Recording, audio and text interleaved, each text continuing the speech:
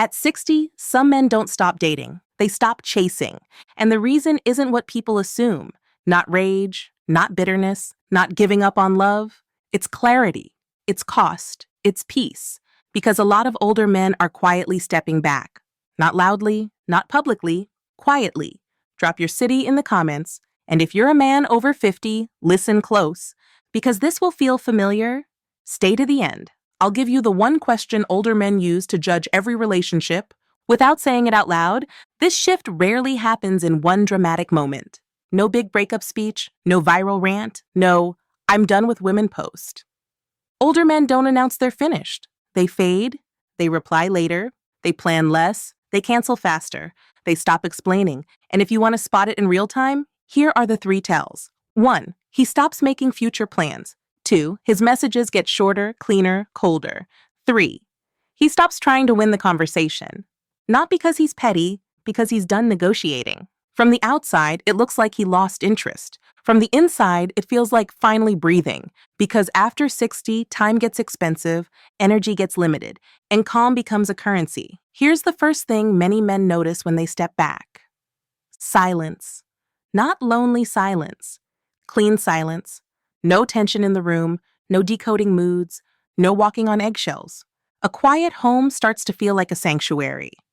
A simple routine starts to feel like medicine. And once a man tastes that kind of peace, he starts doing math.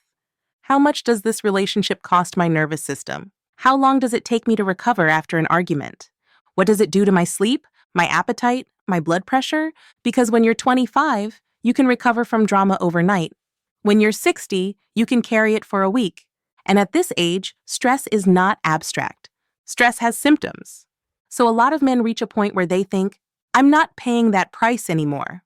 Now here's the second realization, and it's the one men rarely say out loud. It's not that he felt unloved, it's that he felt unseen. For decades, many men were trained to be useful, provide, fix, carry and absorb, stay steady, stay quiet. They handled problems so the house could stay standing. They drove the long trips. They paid the bills. They got up early. They stayed calm when things got chaotic. And sometimes the reward was more expectations. His effort becomes the minimum requirement. His loyalty gets taken for granted. His boundaries get tested, then ignored. And this doesn't always create anger. It creates shutdown. He stops arguing, stops proving, stops auditioning for basic respect. Not to punish anyone, to protect what's left of him. Let me make this balanced. This is not men good, women bad. There are peaceful women. There are chaotic men. There are selfish people on both sides. But older men do notice patterns because they've lived through them. And by 60, most men have paid for red flags. Not with money, with years. So they learn a new definition of attraction. It's not just beauty, not just chemistry, not just charm, it's nervous system safety. Because older men finally learn the difference between companionship and chaos. When he was younger, he tolerated mood swings. He called it passion. He tolerated disrespect wrapped in jokes. He called it just her personality. He tolerated emotional tests. He called it love. At 60, he calls it what it is, stress. And the moment he senses constant criticism, manipulation, emotional volatility, or a relationship that turns every small problem into a crisis, he disconnects, not loudly, internally. He can still be polite, still be friendly, still show up to family events, but emotionally, he steps away. And here's what confuses people. Older men don't always come back. Because they've learned something, younger men learn later repair only works when both people want repair. If the pattern repeats, he stops volunteering for the cycle.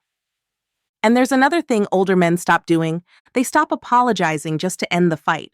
When he was younger, he would say sorry to restore peace, even when he didn't understand what he did wrong. At 60, he chooses a different peace, the peace of not being manipulated by conflict. Now add modern dating on top of that, and it gets worse, because a lot of older men feel like dating today isn't built for them.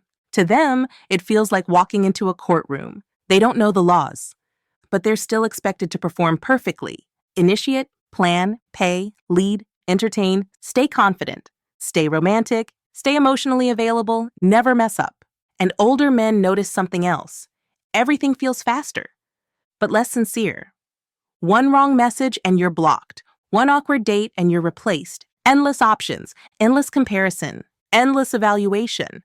So some men step back and think, I don't want to compete. I want to connect. And if he senses entitlement or a transactional vibe like love is being exchanged for resources, his interest drops fast. Not because women are bad, not because men are victims, because imbalance is exhausting. And older men are finally honest about what drains them. They want mutual effort, mutual respect, mutual warmth. They don't want to be inspected. They want to be appreciated. Here's a detail you might miss. Older men are hypersensitive to disrespect, especially subtle disrespect. Not loud disrespect, not screaming, subtle. The eye roll, the sarcasm, the "you're old, you wouldn't get it." The tone that says, "You're lucky I'm here." A man can handle disagreement. What he won't tolerate is contempt, because contempt is the beginning of the end. And by 60, most men have seen how that movie ends. So they draw a line. He refuses to be treated like an ATM, a backup plan, an emotional punching bag. And when he senses that line being crossed, he doesn't argue for hours. He doesn't beg. He doesn't negotiate his dignity. He chooses himself. That's why it looks like he stopped caring. But what really happened is he stopped tolerating. Now here's the twist most people miss. A lot of older men aren't scared of being alone. Solitude can be healing. Silence can be refreshing. Living on your own schedule can feel like oxygen. You wake up when you want, you eat what you want, you go where you want. Your home stays calm, and your nervous system stays calm. So when someone says, "Aren't you afraid of being alone?" Some men think, "I've been alone inside relationships." That's the loneliness paradox. You can have a partner and still feel unseen, or you can be single and finally feel peaceful. And once a man falls in love with that freedom, he becomes extremely selective about who enters his life. Because by 60, many men have built a sanctuary, a home that feels safe, routines that keep them grounded, hobbies that bring them back to themselves, walking, gym, reading, music, faith, nature, simple pleasures. And when your life feels complete, you stop chasing anything that destabilizes it. You stop chasing to prove you still have it. You stop chasing to feel chosen. You stop chasing because you're bored. You start choosing on purpose. Now let's talk about the part nobody wants to admit. Some people aren't looking for partnership. They're looking for relief, comfort, convenience, security, attention, an audience, a provider. And older men can sense that faster than they used to. Because they've been there. They've watched their value get measured by what they give. They've felt like love came with a price tag. They felt like their role mattered more than their personhood. So when a man hears questions that feel like an interview, what do? Do you own your home? Are you still working? How much do you make? What can you provide? He doesn't always get angry. He gets guarded because a senior man has worked decades to build stability, savings, retirement, a home, a plan. He's not trying to gamble that on someone who doesn't genuinely care about him. Again, there are women who love deeply and purely. This isn't an accusation, it's a filter. Older men just don't want to pay twice for the same lesson. And there's another factor people underestimate: health. After 60, a bad relationship isn't just emotionally draining, it can be physically dangerous. Stress affects sleep, sleep affects immune function, stress affects blood pressure. Blood pressure affects everything. So older men start protecting their peace the way they protect their health. If the relationship spikes stress, he feels it in his body, and his body starts voting. He withdraws. He sleeps better. He feels calmer. He thinks clearer. And then he asks himself, why would I go back? Now let's make this practical. What does an older man actually want? Not perfection, not constant excitement, not someone who never makes mistakes. He wants 3 things, and they're simple. 1, calm. He wants to feel his shoulders drop when you walk in. 2, respect. In your tone, in your patience, in the way you disagree. 3, reciprocity. He wants to feel met halfway, not evaluated, not tested, not managed. He wants partnership. Because the men who step back aren't always rejecting love. They're rejecting chaos. And this is where the chasing stops. Not because he can't, because he won't. He's not chasing ambiguity.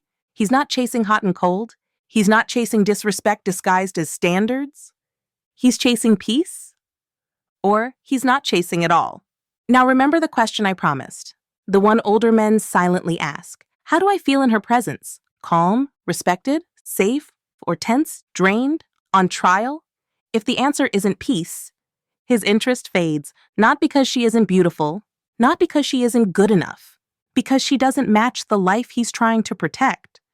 And when that life finally feels good, he won't trade it. Not for attention, not for chemistry, not for the old patterns. So if you're a man over 50 and this hit home, comment peace. And if you're a woman watching, here's the perspective that changes everything. The man who steps back isn't always rejecting you. He might be rejecting a dynamic. Bring calm, bring respect, bring partnership. Because the right man isn't looking for perfection. He's looking for peace.